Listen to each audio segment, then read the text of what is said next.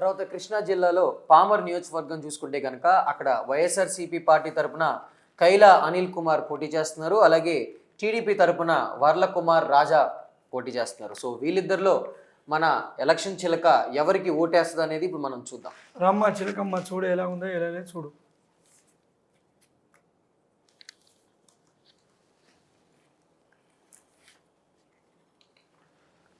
కానీ సింహంలో మాత్రం వచ్చిందంటే కోపం ఒకటే నిమిషం. సింహంలో తిరిగి వస్తాడు. కానీ ఎక్కడ పైన ఒక సీట్లో ఆయన కూర్చోాలనుకున్న 10 మంది సేవకుల్లో ఉంటాడు. అంటే చేతి కింద లైఫ్లో మంచిగా ఉందండి, నష్టం లేదు. కానీ చేసే ఒక రాజకీయంలో ఒక పాలిటిక్స్లో ఒక మంచిగా ఎదుగుతాడు. కానీ గెలుపు మాత్రం ఉంది, గండాలు మాత్రం లేవండి. అలాంటి మాత్రం గండాలు ఏం లేదు. చేసే పనిలో మంచిగా ఉంది. వాళ్ళ బంధుత్వంతో అందరితోటి సహకారం ఆశీర్వాదం తీసుకుంటాడు.